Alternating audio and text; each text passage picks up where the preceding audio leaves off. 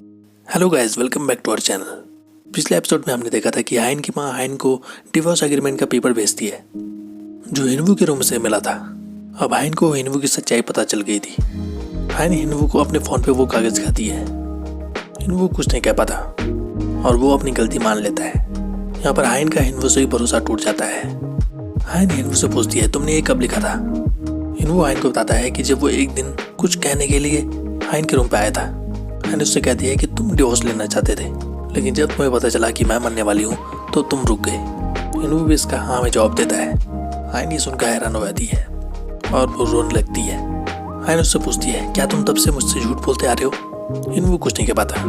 हाइन कहती है कि तुमने तो अब तक झूठ बोला, लेकिन अब तुम झूठ क्यों नहीं बोल रहे हो, और अब तुम अचानक सच क्यों बोल रहे हो? हिनवू बस हाइन के सामने सर झुकाकर खड़ा रहता है। उसकी कुछ कहने की हिम्मत नहीं होती। हिनवू हाइन को बताता है कि उसने वो ताला ब्रिज पर देखा। उनका ताला वहीं ब्रिज पर मौजूद है। उसे लग रहा था कि हाइन ये सुनकर खुश होगी, लेकिन हाइन को अब ये सुनकर खुशी नहीं होती। इसके बाद हाइन होटल में जाकर अपना सामान पैक करने लगती है। हिनवू उससे कुछ कहना चाह रहा होता है, लेकिन हाइन उसकी बात नहीं सुनती। फिर वो हाइन का हाथ पकड़ता है और उससे पूछता है कि तुम कहाँ जा रही हो? हाइन जवाब नहीं देती। वो कहता है कि तुम यहाँ रुक जाओ, मैं यहाँ से चला आता हूँ। हाइन उससे अकेला छोड़ने के लिए कहती है। हिनवू उससे कहता है कि एक बात सुन लो, मैंने ऐसा क्यों किया और मेरा क्या प्लान था। हाइन उसकी कोई बात नहीं सुनती और वहाँ से बाहर चले जाती है। हाइन लिफ्ट के अंदर चले जाती है। हिनवू जैसे ही हाइन से मिलने वाला होता है तभी लिफ्ट बंद हो जाती है। हाइन लिफ्ट के अंदर उन पलों को याद करने लगती है जब हिनवू ने हाइन से प्यार का जिक्र किया था।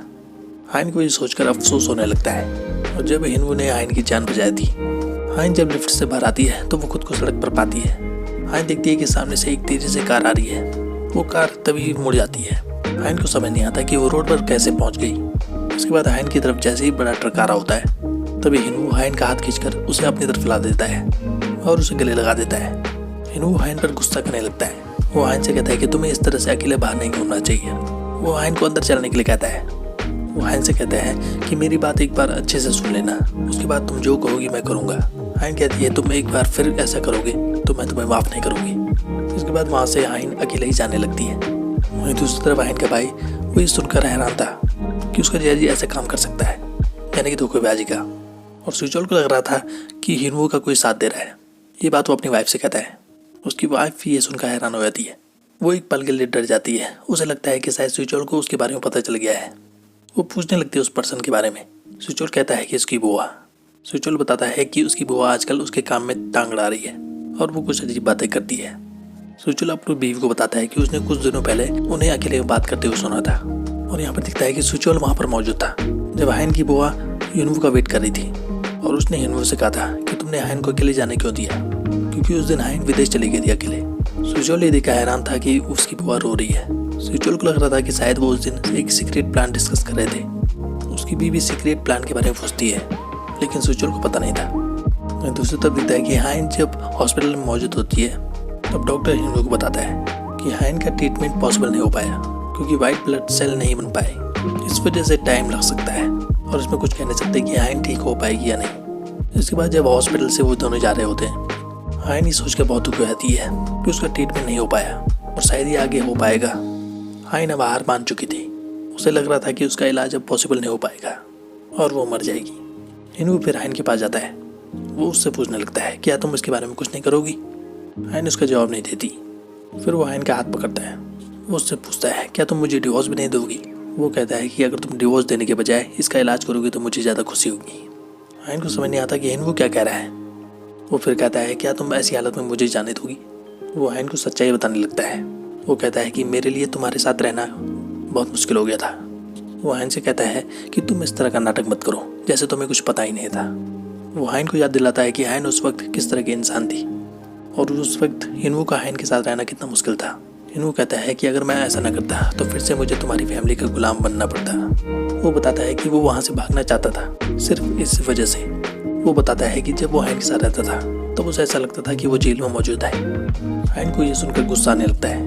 वो हाइन को पुरानी बातें याद दिलाते हुए कहता है कि जब हाइन ने कहा था कि वो 3 महीनों में मरने वाली है, तब हिनवू ये सुनकर बहुत खुश हुआ था। हिनवू हाइन से कहता है कि अगर तुम इलाज नहीं करवाना चाहती तो डिवोर्स पेपर में साइन कर दो। हिनवू हाइन से पूछने लगता है कि क्या मैं वापस चले आऊँ गाँव या फिर तुम्हारे आसपास ही घूमता रहूँ। क्या तुम वसीयत मेरे नाम करोगी? हाइन ये सुनकर हैरान होती है क्योंकि हिनवू ने अपनी सारी सच्चाई बता दी थी। वो पूछती है कि तुम क्या करना चाहते हो? हाइन उससे कहती है क्या तुम्हें लगता है कि तुम मेरा गुस्सा रोक पाओगे? हिनवू उस पर चिल्लाते हुए कहता है क्या तुम्हें लगता है कि मैं डरता हूँ तुमसे? क्या कर सकती हो तुम? तुम्हें जो करना है तुम कर लो। वहीं दूसरी तरफ हाइन के दादा के पास उनके वकील आए थे। वो उन्हें बताते हुए कहते हैं कि मिस्टर सॉन्ग की पहली इन्वेस्टिगेशन का पहला राउंड खत्म हो चुका है। वो बताते हैं कि ये तहकीकात यहाँ पर नहीं रुकेगी। अगर प्रोसिक्यूशन की कार्रवाई चलती रही तो इसका इफेक्ट आप पर भी हो सकता है। हाइन के डैड अपने डैड को बताते हैं कि अगर आप प्रोसिक्यूशन के हाथ आए थे तो आपको वो इल्ज़ाम अपने सर लेने होंगे। हाइन के दादा अपने बेटे से उन इल्ज़ाम को अपने सर पर लेने के लिए कहते हैं। सुचोल के डैड भी सुचोल को अब वो इल्ज़ाम लेने के लिए कहते हैं। सुचोल को बताते हुए कहते हैं कि अगर तुम जेल जाओगे तो तुम अगले वारिस कहलाओगे और अगर तुमने नहीं किया ऐसा तो तुम नालायक कहलाओगे। सुचोल उनको बताते हुए कहने लगता है कि उसकी अपनी फैमिली है, वो ऐसा कैसे कर सकता है। वो जेल जाने से मना कर देता है। उसके दादा को गुस्सा आता है। सुचोल अपने दादा से उस डील को जल्दी पूरा करने के लिए कहता है। वो अपने दादा को बताते हुए कहता है अगर ये बात बाहर फैल गई तो इससे पूरी कंपनी की बदनामी होगी और मिस्टर यंगसन उस डील को कैंसिल कर देंगे। वो अपने दादा से जल्द उस डील को सिक्योर करने के लिए कहता है। इसके बाद मीटिंग में सुचोल उस डील के कागज पर मोहर लगा देता है और डील यंगसन के सामने कंप्लीट हो जाती है। वहाँ दोनों पार्टीज के मेंबर बैठे होते हैं और ये खबर न्यूज़ में आती है। वहीं दिखता है कि एयरपोर्ट पर हाइन अब कोरिया आ चुकी थी। हाइन अभी हिनवू से नाराज हो रखी होती है। वहीं एयरपोर्ट पर हिनवू वो इस खबर को टीवी पर देख लेता है कि सुचोल ने प्रॉपर्टी की डील यंगसन के साथ कर ली है। हिनवू ये देखकर हैरान हो जाता है। वहीं दूसरी तरफ दिखता है कि यंगसन और ग्लासगो जब मीटिंग में मौजूद होते हैं तब यंगसन का आदमी यंगसन को बताते हुए कहता है कि जब कंस्ट्रक्शन चल रहा होगा तो वो इन्वेस्टर में ये खबर पहुंचा देंगे कि हाइट रिस्ट्रिक्शन की वजह से रिजॉर्ट के लिए परमिट नहीं मिल रहा और ये सुनते ही इन्वेस्टर अपना सारा पैसा वहाँ से निकाल देंगे। ग्लासगो को ये सुनकर खुशी होने लगती है क्योंकि उसे सुचोल की हालत पर तरस आ रहा था। यंगसन उन्हें बताते हुए कहता है तब वो एक मसीहा की तरह वहाँ आएगा। वो बताता है कि इन्वेस्टर ने जितना पैसा खींचा होगा उतना वो खुद इन्वेस्ट कर देगा और तभी प्रोसिक्यूशन अपनी रियल इन्वेस्टिगेशन शुरू कर देंगे और ये सारी बात मीडिया में फैल जाएगी जिससे पूरी फैमिली जेल में चले आएगी। और तब यंगसन बताता है कि वो फिर क्वीन ग्रुप के शेयर खरीद लेगा। उसके बाद वो क्वीन ग्रुप का लार्जेस्ट शेयर होल्डर बन जाएगा। सुचोल की बीवी ये सुनकर दुखी हो रही होती है। वहीं दूसरी तरफ दिखता है कि हाइन की फैमिली जब बैठी हुई होती है तब हाइन ने अपने डैड को वो बात बता दी थी कि वो बात जो भी थी वो सच थी। हाइन के डैड उस डिवोर्स एग्रीमेंट के कागज को देखने लगते हैं। हाइन को डैड को यकीन नहीं हो रहा था कि हिनवू ऐसा कैसे कर सकता है। हाइन की माँ इस चीज़ से खुश होने लगती है कि हिनवू और हाइन का अब डिवोर्स होने वाला है। हाइन के डैड उन चीज़ों को भूल जाने के लिए कहते हैं कि जब हिनवू ने उस डिवाइसेस को कमरों पर छुपाया था।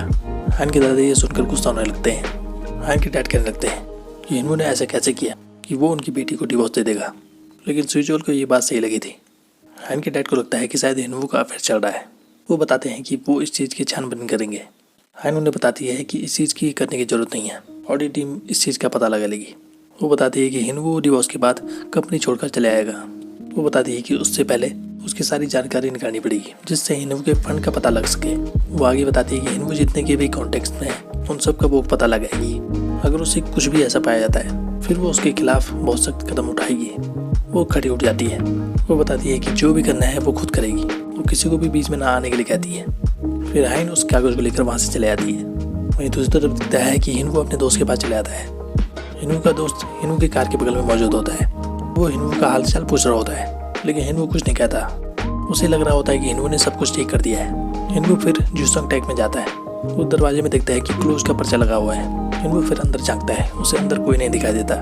हिनवू के दोस्त को इस चीज़ पर अफसोस होने लगता है कि हिनवू ने जो नाटक किया था वो सब बेकार हो गया। हिनवू अपने दोस्त को बताता है कि हाइन को बिल्कुल भी गुस्सा नहीं आया और उसे कुछ बुरा नहीं लगा। हिनवू बस इस चीज़ से दुख हुआ कि हाइन रो रही थी। हिनवू ये सोचकर दुखी होने लगता है कि उसने जो किया वो गलत था। इसके बाद जब दोनों वहाँ से गाड़ी पर जाने लगते हैं हिनवू का दोस्त आगे का प्लान पूछता है। हिनवू से बताता है कि आगे का कोई प्लान नहीं है। वो हिनवू को सतर्क रहने के लिए कहता है कि हाइन आगे बहुत बड़ा कदम उठा सकती है जिससे हिनवू की ज़िंदगी तबाह हो सकती है। हिनवू कहता है कि वो यही चाहता है। वो बताता है कि इस वक्त उसके लिए ये चीज़ ज़रूरी है। वो चाहता था कि हाइन का ध्यान भटक जाए क्योंकि उसे लग रहा था कि इससे हाइन की जान बच सकती है।